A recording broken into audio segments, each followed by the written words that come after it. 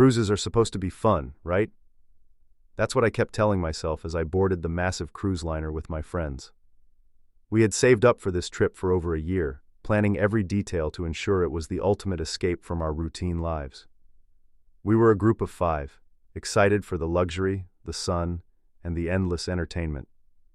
Little did we know, our excitement was about to turn into a nightmare. Our first few days were perfect. We soaked up the sun on the deck, indulged in delicious food, and danced the nights away at the ship's various bars and clubs. It was everything we had hoped for, and more. However, things took a dark turn on the 4th night. It started when we were assigned a new cabin. Our original room had a plumbing issue, and the staff moved us to a larger, more secluded cabin on one of the lower decks. At first, we were thrilled about the upgrade, but that feeling quickly dissipated. The cabin was spacious, with 2 large windows overlooking the ocean. It was well furnished, but something felt off. The air was colder, the lighting dimmer. We chalked it up to our imaginations and settled in, eager to continue our vacation. That night, I woke up to a strange noise. It was a faint, rhythmic tapping, like someone lightly knocking on the wall. I tried to ignore it, but it persisted. I glanced at my friends, all asleep, then got up to investigate. The tapping seemed to come from the other side of the wall, but there was no room there, just the ocean. I returned to bed, uneasy but determined to enjoy the rest of the trip. The next day, I mentioned the noise to my friends. They brushed it off, suggesting it was probably the ship's machinery. I wasn't convinced, but I let it go. That evening, things got weirder. We were playing cards when we heard footsteps outside our cabin. We assumed it was a crew member, but when we opened the door, no one was there. This happened several times, and each time the hallway was empty. My friends began to feel uneasy too, but we tried to laugh it off. The following night was the worst. We had just returned from a late-night show and were getting ready for bed when we heard a loud bang. It sounded like something heavy had fallen in the room. We searched the cabin but found nothing out of place. The noise repeated, louder this time, echoing through the walls. Suddenly, the lights flickered and went out, plunging us into darkness. We grabbed our phones for light and huddled together, fear gripping us. The tapping started again, this time louder and faster. It seemed to come from all directions, surrounding us. In the faint light of our phones, I saw something that made my blood run cold. A shadow moved across the room, swift and silent. It was the silhouette of a person, but there was no one there. My friends saw it too, and we all froze, too terrified to move. The shadow seemed to linger, watching us. Then, just as suddenly as it appeared, it vanished. The lights flickered back on, and the noises stopped. We were shaken, our nerves frayed. We decided to report the incidents to the ship's security. The next morning, we went to the guest services desk and explained everything. The security officer listened patiently, then checked the cabin's history. His face grew serious as he told us that the cabin had been vacant for years due to numerous complaints of strange occurrences. Previous occupants had reported similar experiences, noises, shadows, and an overwhelming sense of dread. The cabin was supposedly haunted. The officer offered to move us to another room, but we declined. We decided to stick together and make the most of the remaining days. However, we couldn't shake the feeling that we were being watched. The cabin's eerie atmosphere clung to us, making every night a struggle to stay calm. On the final night of the cruise, we heard the tapping again. This time, it was accompanied by whispers, unintelligible but unmistakable. We huddled together, trying to stay awake until morning. Just before dawn, we saw the shadow one last time. It stood at the foot of our beds, motionless. We stared in horror, unable to speak or move. Then, as the first light of day crept into the room, the shadow faded away. When we finally disembarked, we were relieved to leave the haunted cabin behind. The experience had left us all deeply unsettled. All I know is that the cruise that was supposed to be a dream vacation turned into a haunting mystery that still gives me chills whenever I think about it. The luxury, the fun, the laughter, All of it was overshadowed by the fear and the unknown presence that seemed to linger in that cursed cabin. I still shiver when I think back to that cruise. It was supposed to be a relaxing vacation, a week-long escape from the daily grind. My friends and I had planned it for months, eagerly anticipating the luxury, the endless buffets, and the exotic ports of call. We boarded the massive cruise liner with excitement, but little did we know that our trip would be marked by something far from enjoyable. It all started innocuously enough. On our first evening, while exploring the ship, I noticed an older man standing alone by the rail, staring out at the sea. There was something off about him. He wore outdated clothes, a suit that looked like it was from another era. His hat was pulled low over his face, and his posture was unnervingly rigid. I pointed him out to my friends, but they just shrugged, saying he was probably just an eccentric passenger. The next day, I saw him again, this time in the main dining room. He was seated at a table in the corner, away from everyone else.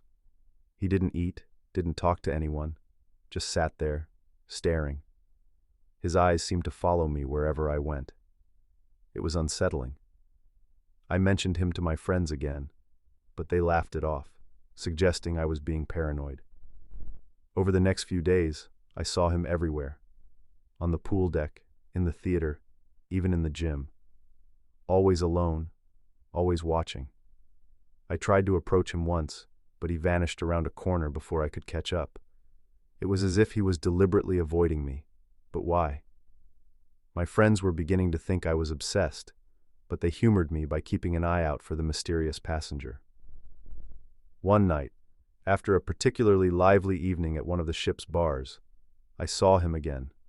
This time, he was on one of the lower decks, a place most passengers rarely went. I decided to follow him.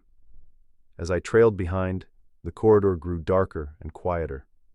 The sounds of laughter and music from the upper decks faded, replaced by the eerie hum of the ship's machinery, his footsteps echoing in the empty corridor. He turned a corner, and when I reached it, he was gone. I found myself standing in front of a door marked "Crew Only." My heart was pounding, but curiosity got the better of me. I pushed the door open and stepped inside. The room was dimly lit and filled with crates and equipment. I couldn't see the man anywhere. I took a few steps further, calling out, but there was no response. Suddenly I felt a chill run down my spine. The air seemed to grow colder, and an overwhelming sense of dread washed over me. I turned to leave, but the door had closed behind me. Panic set in as I fumbled for the handle, finally wrenching the door open and stumbling back into the corridor. I ran back to my cabin, my mind racing. When I burst in, my friends looked up in alarm. I breathlessly recounted what had happened, and their skepticism melted into concern. We decided to report the incident to the ship's security. The next morning, we went to the guest services desk and explained everything. The security officer listened patiently, then checked the passenger manifest. His expression changed to one of confusion as he told us that no one matching the description I provided was on the ship. I insisted, describing the man in detail, but the officer was adamant. No such passenger existed. My friends and I were left stunned. How could that be? We had all seen him at some point, though they admitted they hadn't paid much attention. The officer suggested that perhaps we had seen a crew member off duty, but I knew that wasn't the case. The man's clothes, his demeanor, it was all too strange. For the rest of the cruise, we kept a close eye out, but the mysterious passenger never appeared again. The atmosphere on the ship felt different, more ominous. Nights were filled with uneasy dreams and a sense of being watched. We stuck together, avoiding the lower decks and the places where I had seen him. When we finally disembarked, we were relieved to be back on solid ground. The experience had shaken us all, leaving us with a lingering sense of unease. To this day, we occasionally talk about the trip, trying to make sense of what happened. Was he a ghost? A figment of our imagination? We'll never know for sure. All I know is that the cruise that was supposed to be a dream vacation turned into a haunting mystery that still gives me chills whenever I think about it. I had been looking forward to this luxury cruise for months. My best friend Claire and I decided to treat ourselves to a week-long escape on the high seas, sailing aboard an opulent vessel. We were thrilled to spend our days lounging by the pool, indulging in gourmet meals, and enjoying the nightly entertainment. The first few days were perfect. We spent our mornings soaking up the sun, our afternoons exploring the ship's many amenities, and our evenings dining in style. It was on the fourth night that things started to go wrong. That night, we decided to check out the ship's bar. It was an elegant venue with dim lighting, plush seating, and a grand piano in the corner. We ordered our drinks and settled into a cozy booth, ready to unwind after another day in paradise. As the night progressed, Claire excused herself to go to the restroom. I watched her weave through the crowd, her figure disappearing into the hallway. I sipped my cocktail, expecting her to return in a few minutes. But she didn't. After 15 minutes, I started to worry. I walked to the restroom and knocked on the door, calling her name. No answer. A sense of unease crept over me. I decided to check back at our booth, thinking she might have returned while I was gone, but she wasn't there. Panic set in. I asked the bartender if he had seen her, but he hadn't. I searched the bar, scanning every face, but Claire was nowhere to be found. My mind raced with possibilities, each one more terrifying than the last. I flagged down a crew member and explained the situation. They reassured me that it was probably nothing, but they would help me look for her. We combed the ship, checking all the common areas, but there was no sign of Claire. As the hours passed, my fear intensified. I returned to our cabin, hoping she had somehow made her way back there. The room was empty, her bed untouched. The ship's security team got involved, and an official search was launched. The search extended through the night and into the early morning. Crew members, passengers, and security personnel scoured every corner of the ship. The captain made an announcement over the PA system, asking anyone who had seen Claire to come forward. The next day, the atmosphere on the ship was tense. Rumors circulated among the passengers, each theory more outlandish than the last. I felt a mix of fear, guilt, and helplessness. I couldn't shake the image of Claire's face from my mind, her last smile as she walked away from our table. That evening, I decided to take matters into my own hands. I retraced our steps from the night before, hoping to find any clue that the official search might have missed. As I walked the dimly lit hallways, a cold chill ran down my spine. The ship, once so full of life and excitement, now felt like a labyrinth of shadows and secrets. I ended up back at the bar. It was quieter than the night before, with only a few patrons scattered about. I took a seat at the bar, staring at the spot where Claire and I had last been together. That's when I noticed something strange. A man was sitting at the end of the bar, watching me intently. He had a dark, unsettling presence about him. Our eyes met, and a shiver ran down my spine. He stood up and walked towards me. "Are you looking for your friend?" he asked, his voice low and menacing. My heart pounded in my chest. "Yes," I replied, barely above a whisper. He leaned in closer, his breath hot against my ear. "She's still here, but she's not alone." I recoiled, fear gripping me. "What do you mean?" I demanded, but he was already walking away. I followed him out of the bar, down a series of winding hallways. He moved with a purpose, never looking back. We reached a door marked "Staff Only." He opened it and gestured for me to follow. It was a small, dimly lit room filled with cleaning supplies and maintenance equipment. At first, it seemed empty. Then I heard a faint, muffled sound coming from behind a stack of crates. I rushed over and moved the crates aside. There, huddled in the corner, was Claire. Her hands were bound, and her mouth was taped shut. Tears streamed down her face as she saw me. I ripped off the tape and untied her hands, pulling her into a tight embrace. "It's okay. You're safe now," I whispered, even though I didn't fully believe it myself. The man watched us with a twisted smile. "You should leave now," he said, "before it's too late." I didn't need to be told twice. I helped Claire to her feet, and we fled the room, my mind racing with questions. Who was that man? How had he known where to find Claire? And what had he meant by, "She's not alone"?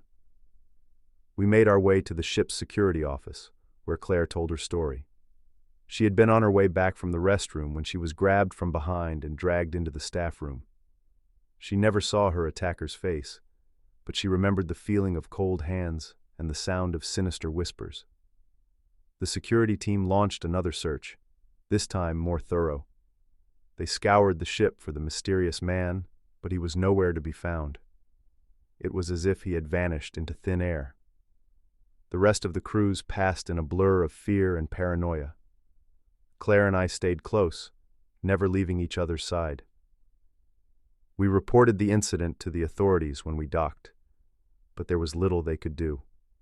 To this day, I can't forget the horror of that night. The image of the man's twisted smile haunts my dreams, and the unanswered questions gnaw at my mind. I've never been on a cruise since, and I doubt I ever will. I had always been an avid traveler, and a week-long cruise seemed like the perfect way to unwind. The idea of sailing through crystal-clear waters, exploring exotic ports, and enjoying luxurious amenities was too enticing to resist. I booked my ticket on a massive cruise liner that promised a week of relaxation and adventure. The first few days were everything I had hoped for. I lounged by the pool, enjoyed the extravagant buffets, and made new friends. It was during one of the ship's themed parties that I first noticed him. He was standing across the deck, watching me with an intensity that made my skin crawl. At first, I dismissed it as paranoia. After all, it was a crowded event, and people were bound to glance around. The next morning, I saw him again at breakfast. He sat a few tables away, his eyes fixed on me. I tried to shake off the discomfort, but the feeling of being watched persisted throughout the day.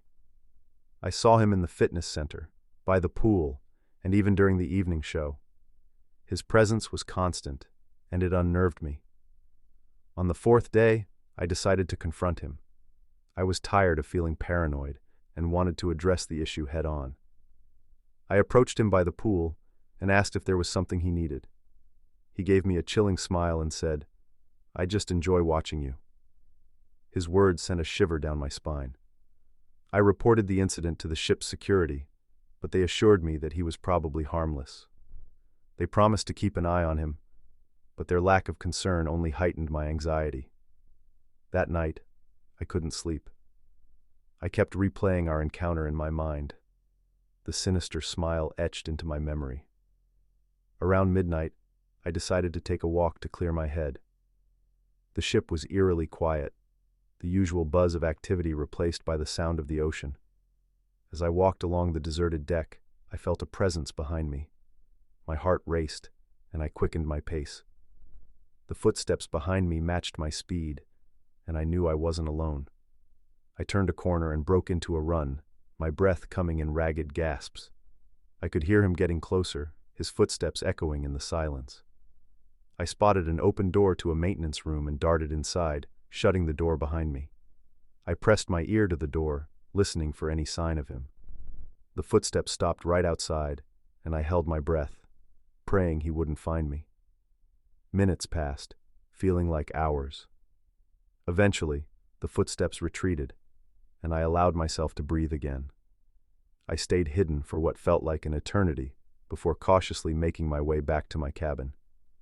My hands were shaking as I locked the door behind me. The next morning, I went to the security office again, this time demanding that they take my concerns seriously. They agreed to investigate further, but their reassurances felt hollow. I couldn't shake the feeling of dread that had settled over me.